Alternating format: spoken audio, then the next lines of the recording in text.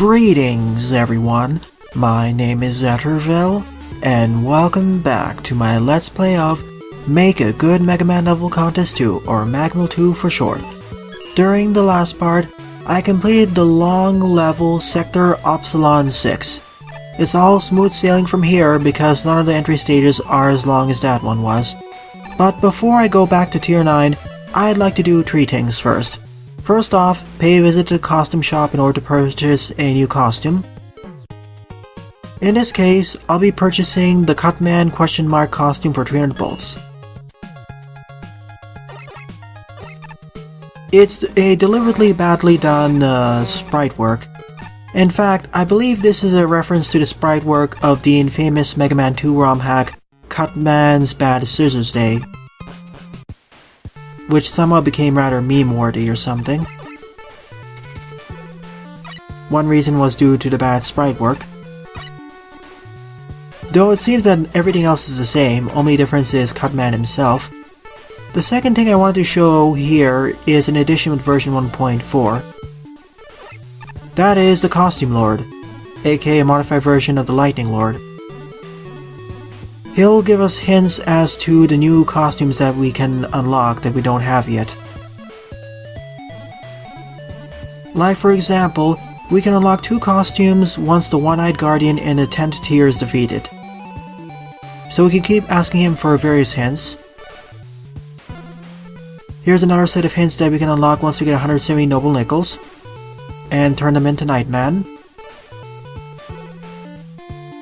Another one once the Void is opened. Well, that'll be something after I reach the post-game. So, if you have some costumes you haven't unlocked yet, go ask the Costume Lord for some hints. You need to unlock all costumes if you want to complete the game 100%, of course. The next thing I want to do is pay a visit to Nightman's pub, mainly because I have enough Noble Nickels in order to get the next item.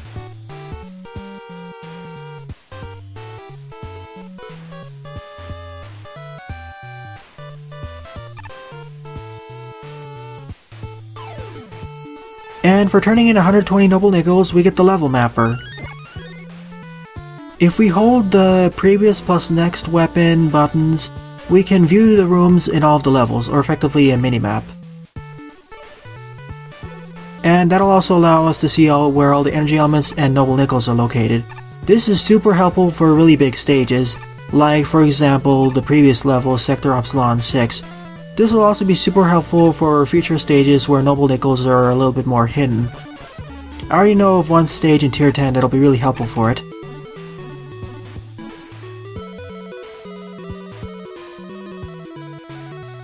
So, without further ado, let's travel back to Tier 9. I could just teleport there, but I would rather just use this one, it's a lot more fun. Not to mention there is some dialogue I want to hear from Cyrano. Oh, and Marissa's here.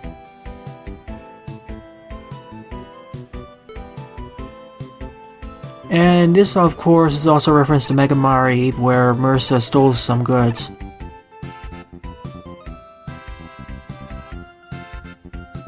Oh, apparently, if we defeat Cyrano without using special weapons, we unlock Marissa. I got my earlier unlocks backwards. At least that's what I think. You're welcome, Cyrano. She does have a funny weakness as I discovered, but I'll be getting to that one during the boss rematches, or in the post-game.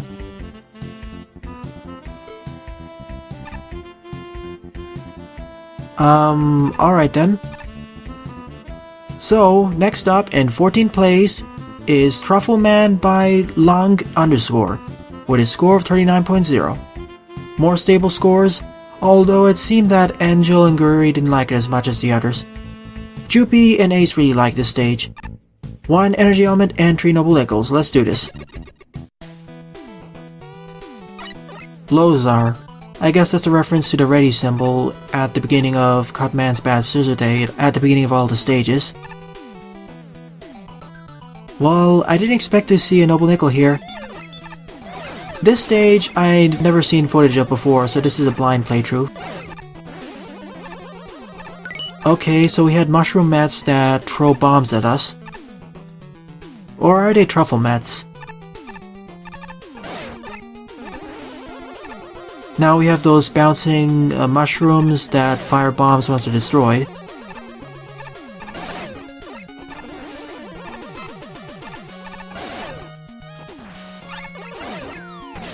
And of course we have the bomb-dropping flies.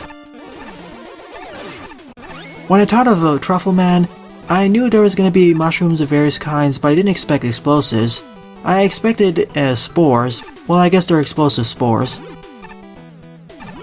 Oh neat, it seems that Long retextured the sprites of the springs into mushrooms, and now they're floating in midair as well. So all of these will fire explosive spores. Well, I didn't expect to do that. Apparently there was a crack in the wall over there that was subtle, which you could destroy, which leads up to the next Nobel Nickel. Neat!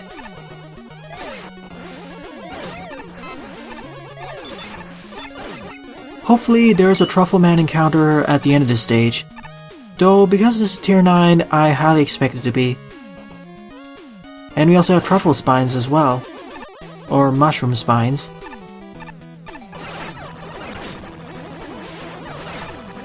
I was expecting more enemies with explosive spores, but I didn't expect a chain explosion from those cannon truffles, or truffle cannons as I'll call them from here on out. That's a neat enemy type, very creative. I mean, I was half expecting fangame creator or level creator to add cannons to fire chain explosions in the future. So I guess here it is. Oh goody, now we have spikes that we have to worry about. At least the challenge progression is pretty nice. It fairly introduced all these new gimmicks and enemies in safe environments, and now is elevating the challenge.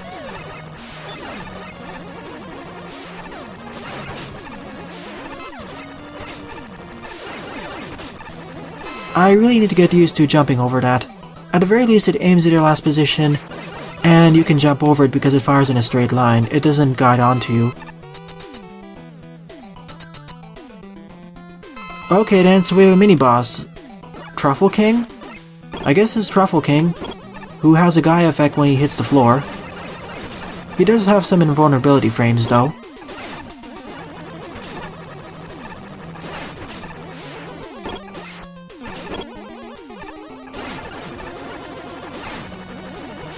He takes a ton of damage from the Mega Buster when fully charged. I mean 5 points of damage. That could have been nerfed down a tree. Still, that was a neat mini-boss with a nice pattern. Nothing too difficult, but it was fun. Okay, so this truffle spring actually follows a line pattern, similar to the block snakes, but with an invisible line, and then it falls off screen. Well, safer introduction, I suppose. I need to be on the lookout for the final Nobel Nickel. It's probably hiding behind one of the cracked blocks.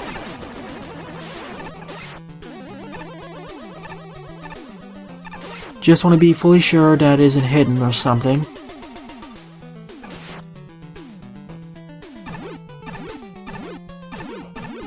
Boy, that's a bit scary over there. I knew there were some cracks there. Oh yeah, here's the level map. We can actually see the full level map of the entire level even though we didn't complete it. That's quite useful, in fact. I was thinking it was going to work a la Metroidvania or Metroid, where more and more the map unlocks as you complete the stage, or the full map will only unlock once you complete the full level, but no, you get the full map immediately. Well, I guess it makes the reward much more well worth it.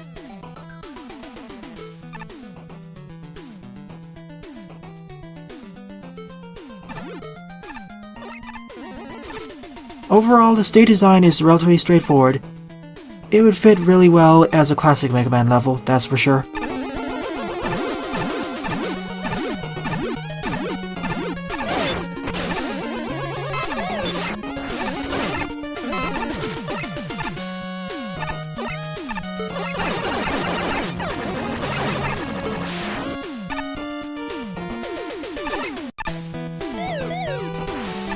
Well, I guess I need to reset it. At the very least, I can reset it. I was worried I was going to be stuck there. So you gotta be a bit quick here in order to survive and make it in time. I'm just using a tank here. I don't want to die here.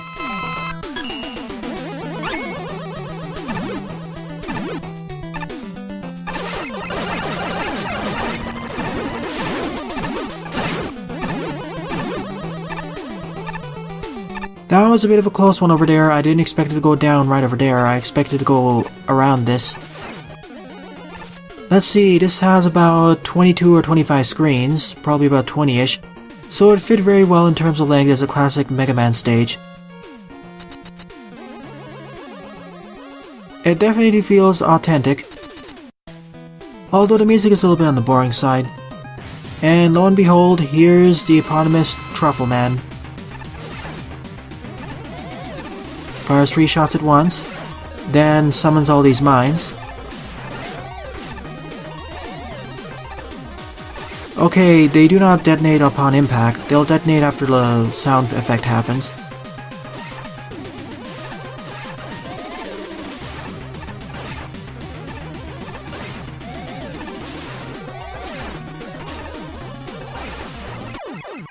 Not that difficult of a boss, but his pattern is learnable. Really, he just jumps around the room, fires 3 shots, and also summons all those mines. Still, a almost good to good level. It would fit very well as a traditional Mega Man stage, which is saying a lot. It's a neat level, and I like how all of the enemies in the stage are custom, and we have custom gimmicks, those being the Truffle Springs, as well as the moving Truffle Springs. And also we actually have a mini-boss battle against the Truffle King, and a final boss fight against Truffle Man himself. I mean, we also had a really unique enemy with the Truffle Cannons, because they fired a chain explosion at your last position in a straight line. I haven't seen an enemy type do that with chain explosions, or wave explosions. And I like how 2 of the 3 Noble Nickels were hidden behind breakable walls, which had subtle cracks. Long could have hidden 2 more of them in other areas as well. The level was just fun in general, and it wasn't too difficult. And the challenge progression and difficulty curve was good.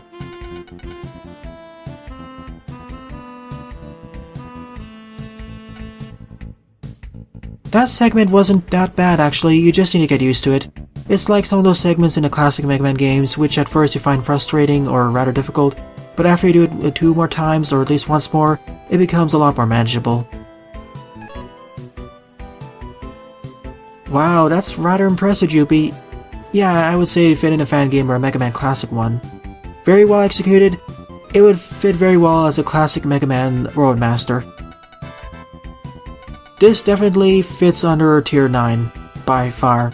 Mid-Tier 9 to Upper Tier 9, I'd say.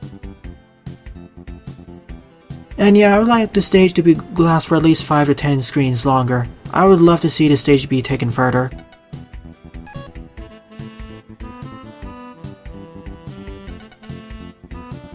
Oh yeah, I did forget about those mushroom spore enemies which release their explosive spores after being killed. That could have been added at the end.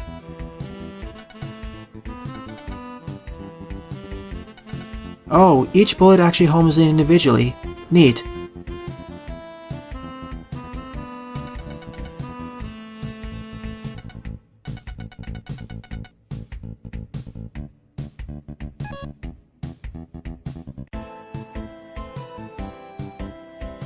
I wouldn't say the Noble Nickels are too hard to find.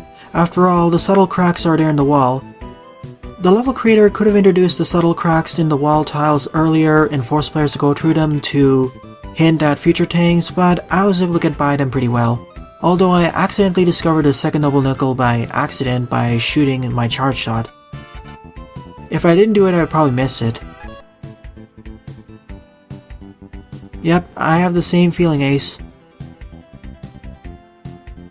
The color palette is a little bit on the drab side, and the spring mushrooms could have a different color scheme, and the music could have been less boring, but still, this was fun. Yeah, and the mid-boss had a greater range of attacks than the Roadmaster. That's kind of strange. It's not like the Roadmaster himself had a lot more mobility. Oh, so that's what the fly-dropping bomb enemy is, the Katon Bion. The little creator could have replaced it with something else. Really, it's kind of nitpicky and... everything is consistent, all the aesthetics are consistent, gimmicks and challenges are introduced safely, and then elevated and recombined pretty well.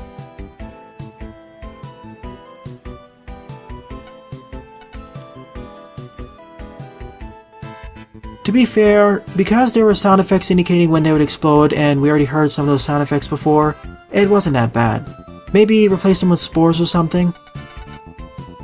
Really, I'd give this stage at least a 42. There are a few problems with this stage, but it fit very well as a traditional Mega Man level. But really, most of them were nitpicks and preferences. Why, hello there, Dynaman from Mega Man DOS. I remember previously facing you back in Mega Man DOS Remake version 2.x. You also seem to retain your increased height from the original game. Alright, next up in 13th place is Mount Sabre by Kunosachiaka with a score of 39.4. 1 energy helmet and 3 noble nickels. Now, I already have watched full footage of this stage, so it's not going to be a blind playthrough. First off, let's talk with Sage Tornell in order to figure out what's going on. If you're wondering where that last sound effect, as well as the stage graphics, as well as the stage music originated from, they all originate from the NES action RPG Crystallis. The main plot behind that game is that the world ended in nuclear apocalypse in the year 2010 or something around those lines, and the world has slowly rebuilt itself into an agrarian medieval society with swords, bows, and magical spells. During this time frame, the evil Dragonian Empire has sprouted up and is trying to take over the world and oppress all the people. You play as the main character Samea, who is woken up from cryosleep, whose main objective is to collect the 4 elemental swords in order to overthrow the evil Dragonian Empire. During this time frame, according to the plot, Samea decided to ascend the Mount Sabre in order to rescue all the residents of Leaf Village who were imprisoned by the evil Dragonian army. However, in this split timeline, he may have gotten into a bit of trouble, and so we need to bail him out. So let's do it. Here are all the residents of Leaf Village running for their lives, or at least most of them.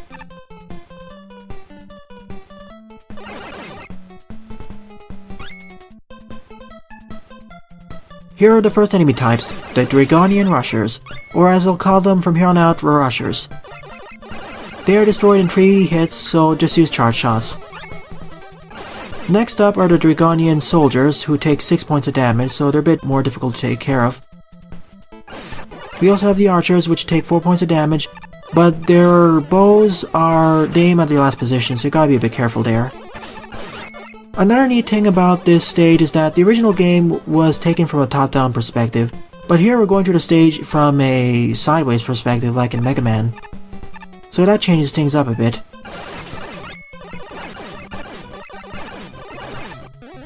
The soldiers can easily ambush you if you're not careful, so always keep a charge shot handy. We also have the Polyps, or Polyips, as well as the zombies up there. They're really durable just like in the original game. They took 12 points of damage before being destroyed.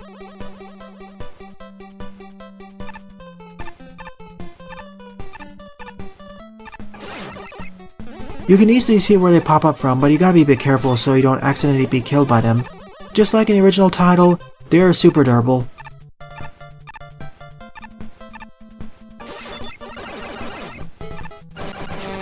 They do have a weakness though. It seems to be the wheel cutter. I could do this the legitimate way, but I'd rather just use the rush jet.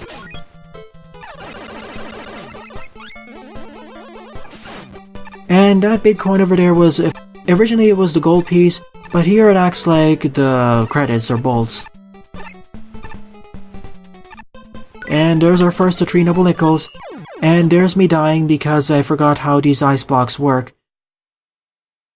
They slowly melt over time as you stand on them, and if you're falling in midair, you can't jump, of course. At least it's not that far of a trek back, especially with the super arrow.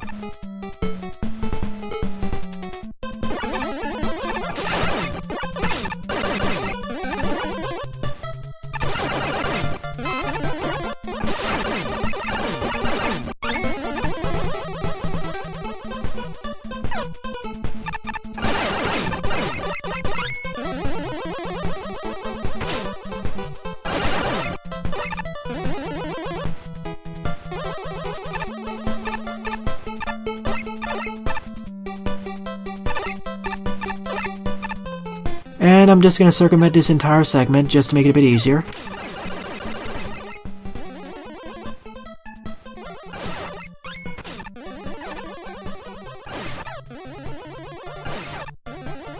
First, let me take care of these polyps. Nah, let me just jump upwards. Normally you need jumping boots to reach a segment, but of course we just have rush coil and other things. Over here is a medicinal herb. In the original game it healed your health, and here it basically acts like a small life pickup or a large life pickup.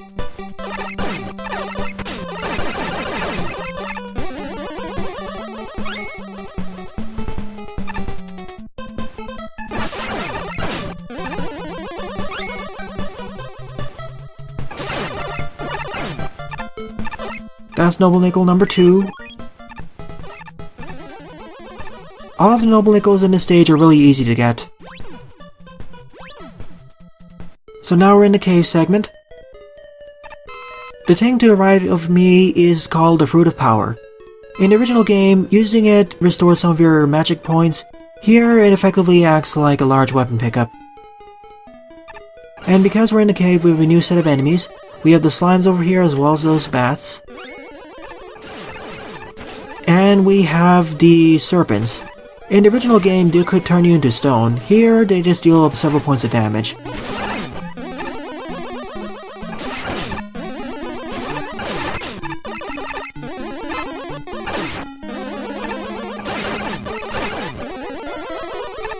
Most of these enemy types aren't as annoying as they were in their original game, thankfully. I mean, in the original game you had to grind quite a bit in order to kill some of the enemies. Not to mention, some of the enemy types were completely immune against some of your weaponry. Those are spiders. Here they just fired those noise crushes downwards, whereas the serpents always fired horizontally. Okay, I mean the spiders fired vertically, whereas the serpents fired horizontally. These are clever ways of repurposing the original enemy types. Darn, I missed that E-Tank.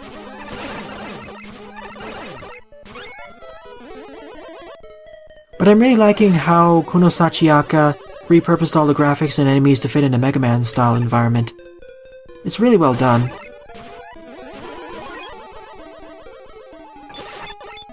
Oh, here are the anemones. They're resistant against most of my weaponry back in Crystallis. Same here. They are weak against the Slash Claw though. But they effectively act like spines. I'm not sure how to reach that door over there. I guess they're there just for show. And just skip past all those enemies that easily. Thank you for the full, or at least moderate health refill. And that was an extra life for Capcom.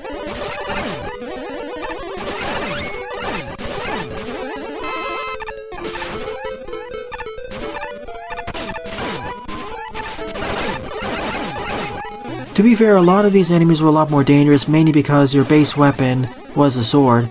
Unless you charged it up, but, well, it acts like a charge shot then. That's the only way you could fire long range.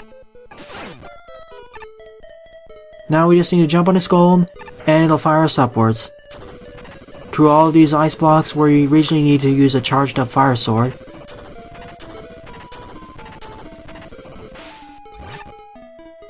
And up we go. This actually acts like a ladder. And there's the final Noble Nickel, a freebie. So that's the end of the level portion. In the original game, well, that kind of happened, but in relative to this game it's kind of brutal, seeing someone die. Nonetheless, it's time to fight the boss of Mount Sabre. Kelbeske. Or rather, General Kelbeske. He was the original boss as well. He does mention something important. In the original game, if you didn't level up enough, he was completely immune against your attacks. Here, well, we don't need to worry about that. His weakness is of course the Slash Claw, because of course swords. He jumps around multiple times, and then summons all of those stones at you several times.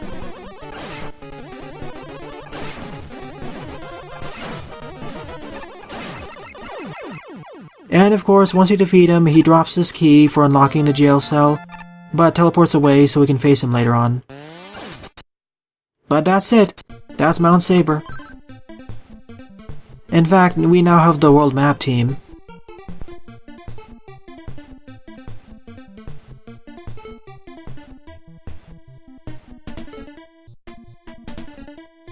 Well, okay then, apparently Dr. Wily was the cause behind all this madness. I wish I could talk with Samaya there, but I can't reach him. Oh well. Still, this was a really pleasant stage. Although design-wise, I would say that Truffle Man was better, still this was a pleasant stage. It was a really nice recreation of a stage from Crystallis using Mount Sabre. Although, you'll like it a lot better if you actually play the original Crystallis.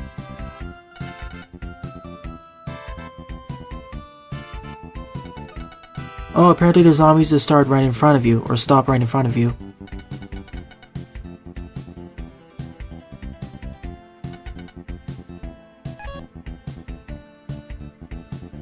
This stage wins in terms of aesthetics and music, but design is where things get a bit wonky. The serpents and spiders could get super annoying in the original game, so it's accurate to have them here. Especially because the serpents could just turn you into stone via petrification, so it's a lot less annoying here.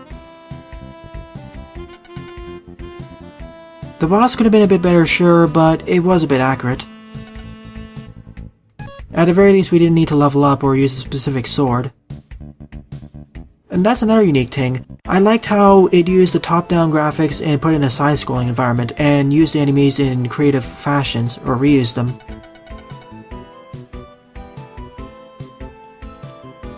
To be fair, quite a few of the enemies in Crystallis, if you didn't level up enough, had quite a bit of health.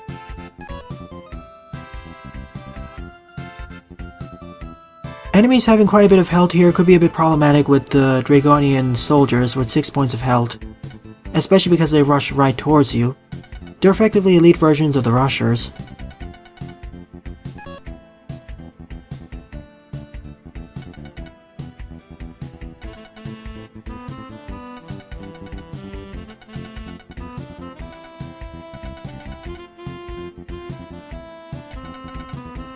At the very least, all of these enemy types are unique. Well, they were lifted from the original game Crystallis, but they were reused and retweaked to work in a Mega Man-like environment. Well, he never did use the sword in his first battle anyway. The attention to detail and accuracy of the original game is superb, but execution, especially in terms of level design, could use some work. So overall, I'd probably rate this stage a 38. I like this stage, it definitely belongs in tier 9, but I would rate it below Truffle Man. Truffle Man would get a 40 or 41 for me. This was definitely better designed, but this one has a more heart in it, it feels. Or at least I like the graphics more for this one. Like I said, this belongs in lower tier 9, whereas Truffle Man belongs in mid to upper tier 9. So in the next part, I'll complete tier 9. Well then, thanks for watching, and have a nice day. Toodles!